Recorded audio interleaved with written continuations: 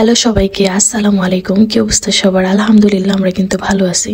তো আজকে বিকেল টাইমে একটু ইচ্ছে করছিল যে শর্মা খাবো, কারণ বাংলাদেশ থেকে আসছে, এতদিন হয়েছে এখনো শর্মা খাওয়া হয়নি ইতালিতে আসার পরে। তো ভাবলাম যে ঘরেই বানিয়ে ফেলি নিজে যতটুকু পারি। এইখানে আমি হাড় ছাড়া কিছু মুরগির মাংস নিয়েছি, এগুলাকে এখন মেরিনেট করে নেব। এখন মশলা দিয়ে মাখিয়ে তারপরে 15 থেকে 20 মিনিটের জন্য রেখে দিই। চিকেনটা মেরিনেট করার ক্ষেত্রে আমি গরম মশলা যেই ধরনের হয় ওইগুলো সব ইউজ করেছি। এখানে ধনিয়া গুঁড়া, জিরা গুঁড়া, মরিচের গুঁড়া, তারপর যত ধরনের মশলা আছে আর কি, এগুলো সবই আমি এখানে দিয়ে তারপর মাংসটাকে মেরিনেট করেছি। শুধুমাত্র হলুদটা দেইনি, এছাড়া সবই দিয়েছি। সবার শেষে আমি একটু সয়া সস দিয়ে দিয়েছি। এখন এইগুলোকে খুব ভালো মতো মিক্স করে নিতে হবে। তো আমি এই যে দেখাই যাচ্ছে যে আমি খুব সুন্দরভাবে এটাকে মিক্স করে নিচ্ছি। মাংসটা আসলে মেরিনেট করতে হলে এইভাবে তো মাখিয়ে রাখতেই হবে। আমি এইটা প্রায় 15 থেকে 20 মিনিটের জন্য রেখে দিয়েছিলাম। যেহেতু মাংসগুলো একদমই পাতলা করে কাটা, এর জন্য বেশি সময় লাগবে না মেরিনেট হওয়ার জন্য। তো আমি এখানে একটা প্যানে তেল দিয়ে দিয়েছি। এখন এটাতে মেরিনেট করা যে মাংসগুলো আছে ওইগুলো সব একটু ভালো মতো ভেজে নিই। মাংসগুলা 6 থেকে 7 মিনিটের মতো আমি ভেজে নিব, কারণ অতিরিক্ত ভাজতে গেলে মাংসটা একদমই শক্ত হয়ে যাবে, তখন খেতে ভালো লাগবে না। এর জন্য আমি বেশি পরিমাণ মাংসটা ভাজতে দিয়ে আমি এদিকে একটা সস রেডি করে নিব শর্মার জন্য। তো শর্মার ক্ষেত্রে কিন্তু যে সসটা ওরা ব্যবহার করে থাকে রেস্টুরেন্টে, ওই সসটার জন্য কিন্তু শর্মাটা অনেক বেশি মজা লাগে। তো আমি এখানে প্রথমেই টক দই নিয়েছি, তারপর টমেটো সস নিয়েছি, সাথে একটু মায়োনিজ দিয়ে দিলাম। তো এগুলাকে খুব ভালো মতো কিন্তু মিক্স করে নিতে হবে। আসলে এই সসটার কারণেই সাধারণত শর্মাটা অনেক বেশি মজা হয়। আর এখানে সস বানানোর জন্য কিন্তু অবশ্যই সরিষার গুঁড়া লাগবে।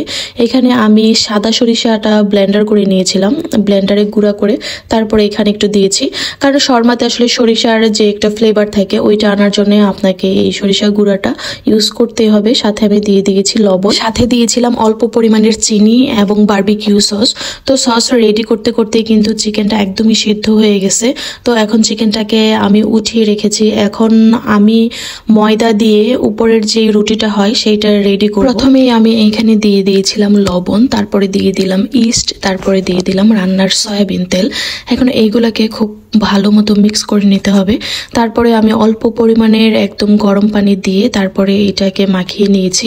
তো এখন এটাকে আমি ঢেকে রেখে দিব একটা গরম স্থানে, কারণ গরম স্থানে যদি আমি না রাখি তাহলে ইস্ট আসলে ফুলে উঠবে না। কারণ ইস্ট দেওয়ার কারণই হচ্ছে যাতে রুটিটা খুব নরম হয়। ময়দাটা ভালো মতো মাখিয়ে নেওয়ার পরে এটার উপর আমি অল্প পরিমাণে তেল ব্রাশ করে দিয়েছি, যাতে উপরের সাইডটা একদমই ড্রাই না হয়ে যায়। আমি যে সসটা রেডি করেছিলাম সেটাতে আমি দিয়ে দিয়েছিলাম চিকেনগুলোকে ভাজার পরে আমি একদম ছোট ছোট করে কেটে নিয়েছি।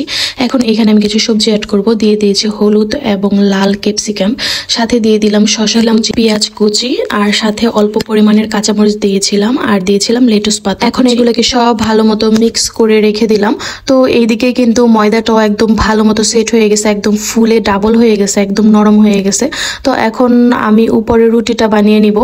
আর শর্মার ক্ষেত্রে রুটিটা একটু মোটা করেই বেলে নিতে হয়, এর জন্য আমিও একটু মোটা করেই বেলে নিব। আসলে রেস্টুরেন্ট স্টাইলে যদি আপনি করতে চান তাহলে যদি আপনি এইভাবে করেন, আমি বলবো যে এটা রেস্টুরেন্টের উপায়ে না বলে ঘরোয়া উপায়ও বলা যেতে পারে, কারণ আমি আসলে একদমই নিজস্বভাবে করেছি, কারণ আর খেতেও অনেক বেশি মজা হয়েছিল। আর ভাই, আপনারা কিন্তু কেউ রুটি দেখে হাসবেন না, কারণ আমি গোল করে রুটি বানাতে পারি না। নতুন নতুন রাঁধুনি বললে কথা, এর জন্য আসলে আমার রুটি গোল হয় না, যেভাবে পারি ওইভাবেই বানিয়ে খাই আর কি। তো আমার হাজবেন্ডের কোনো কমপ্লেন নাই, এর জন্য আমার কোনো প্যারা নাই যে রুটি গোল হতেই হবে। তো এর জন্য যেভাবে পারি ওইভাবেই যাই পারি না কেন চলে যায় আর কি। রুটি হয়ে গেলে আমি একটা ফয়েল পেপারের উপরে রুটিটা ভালো মতো দিয়ে তারপর এটাতে সস অ্যাড করে দিলাম। আমি এখানে শুধু চিকেন দিয়ে একটা শর্মা বানাবো আদ্রিসার জন্য, যেহেতু আদ্রিসা সবজি একদমই খাবে না, সবজি দেখলে খাবে না। এর জন্য ওর জন্য যে শর্মাটা আমি রেডি করছি সেটা শুধুমাত্র চিকেন দিয়ে করে দিয়েছি, যাতে ওর খেতে অসুবিধা না হয়, কারণ আমার মেয়ে সবজি ওরকম খেতে চায় না, হয়তোবা সব বাচ্চাদেরই একই সমস্যা। তো এইভাবে আমি ওটা বানিয়ে দিলে ও হয়তোবা খাবে। আমি এখন আমাদের জন্য শর্মাগুলা রেডি করব। এইটা হচ্ছে সবজি, এই সবজিগুলা দিয়ে তারপর আমি শর্মাটা রেডি করব। শর্মাতে চিকেনের পরিমাণটা বেশি দিতে হয় আর সবজিটা কম দিতে হয়, যেহেতু আমি একদম ছোট ছোট করে চিকেনগুলা দিয়েছি। তো আমার এখানেও চিকেনের পরিমাণটা আমি বেশি দিয়েছিলাম আর সবজির পরিমাণটা খুবই কম দিয়েছিলাম। তো এই যে শর্মাগুলো কিন্তু একদমই রেডি হয়ে গিয়েছিল। আমি এখানে একদম অল্প করেই বানিয়েছিলাম, 5টা বানিয়েছিলাম। তো যেহেতু আমরা একদমই অল্প মানুষ, এর জন্য আর কি এইভাবে বানানো। তো এইগুলো আসলে গরম গরম খেতে অনেক বেশি ভালো লাগে, না হলে ভিতর সাইডটা ওরকম মজা মজা লাগে। আমি নতুন নতুন যেই রান্নাই করি না কেন আমার হাজবেন্ডের কাছে তো সেইটা অনেক বেশি মজা লাগে, কখনোই কোনো কমপ্লেন নাই। মজা হলেও বলে ভালো হয়েছে, আর ভালো না হলেও বলে ভালো হয়েছে, জানি না। তবে আমার কাছে মনে হয় যে আমি নতুন নতুন যেহেতু রাঁধুনি, তাই আমার কাছে মনে হয় যে আমি মোটামুটি ভালোই পারি। তো সবাই দোয়া করবেন আমাদের জন্য। আল্লাহ হাফেজ।